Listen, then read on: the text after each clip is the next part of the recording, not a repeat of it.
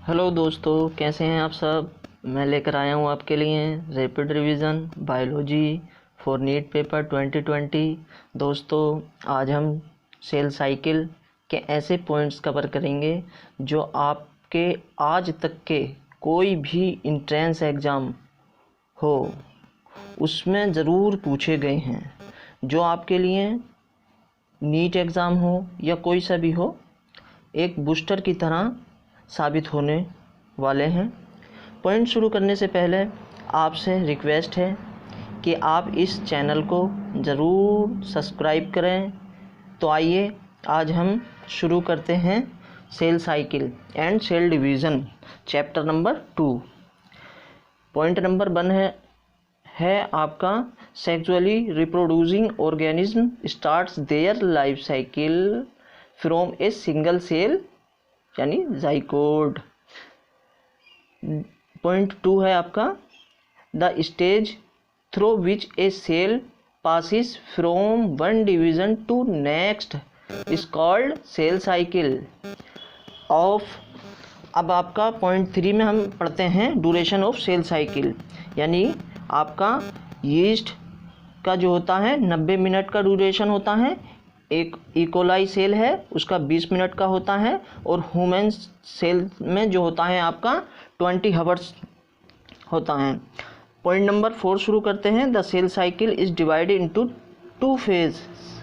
Number 1 है interphase and number 2 है M phase.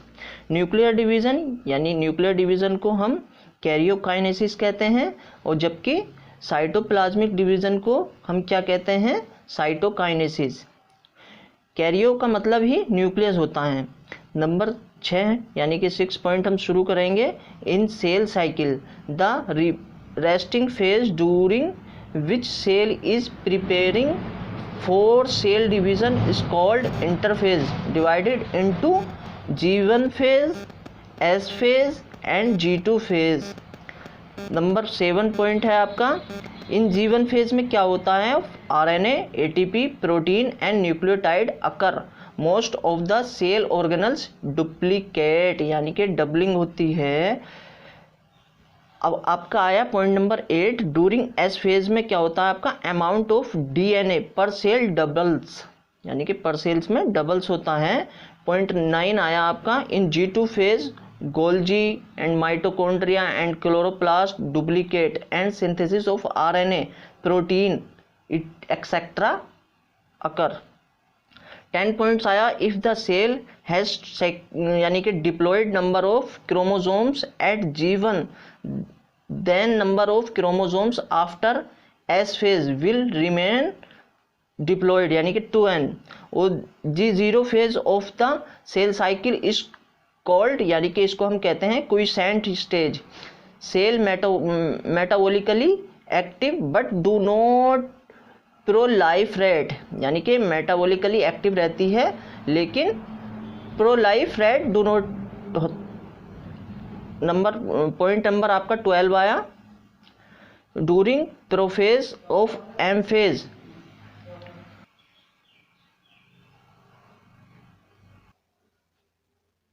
Point number 12 आपका शुरू होता है during prophase of M phase duplicate centriole विंग्स to move toward the opposite poles of a cell chromatin condense cell organelle start disappearing and nuclear membrane disintegrate. अब आपका point number 13 शुरू होता है kinetochores on surface of centromere serve as the sites of attachment of spindle fiber to the chromosomes. Point number 4 है आपका the plane of alignment of chromosomes at metaphase is referred to as the metaphase plate. And point 15 यानी कि 15 हो गया, आप 15 शुरू होगा anaphase stage is characterized by splitting of centromeres and separation of chromatids. 16 शुरू होता है आपका nuclear envelope assembles around chromosomes clusters in telophase stage of M phase during cytokinesis यानी कि साइटोकाइनेसिस के समय इन ए प्लांट सेल्स यानी कि प्लांट सेल्स में chromosome of cell plates represent middle lamella between the walls of adjacent cells in animal cytokinesis is achieved by cell flow 18 होता है आपका during zygote stage of prophase 1 chromosome start pairing together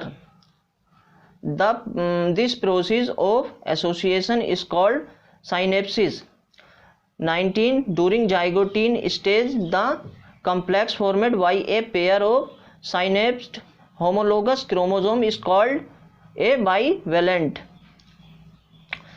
20 है crossing over occurs during pectine stage of prophase 1 it is an enzyme mediated process and enzyme involved is called recombinase 21 है crossing over occur between non sister chromatids of homologous chromosomes 22 है the X shaped structure called chiasmata are seen in duplicate stage the chiasmata terminates at diakinesis stage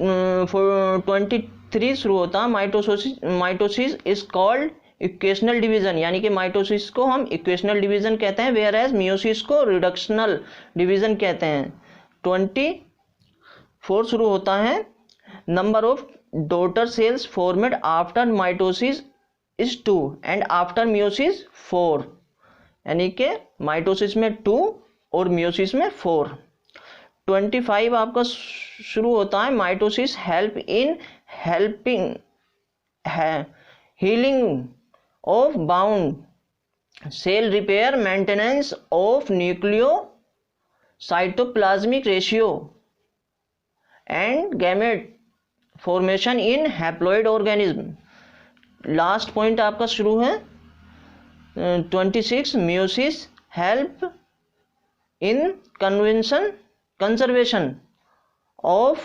specific chromosome number occurs the generation in sexually reproducing organism and in bringing variation। तो दोस्तों ये आपके cell cycle के ऐसे point हैं जो आपको useful साबित होंगे किसी भी इंट्रेंस एग्ज़ाम के लिए, क्योंकि इससे बाहर कुछ भी अभी तक नहीं पूछा गया है। और आप मेरे चैनल पर बने रहिए, मैं आगे और वीडियो इंशाल्लाह डालूँगा। प्लीज़ हमारे चैनल को सब्सक्राइब कीजिए, लाइक कीजिए, शेयर कीजिए।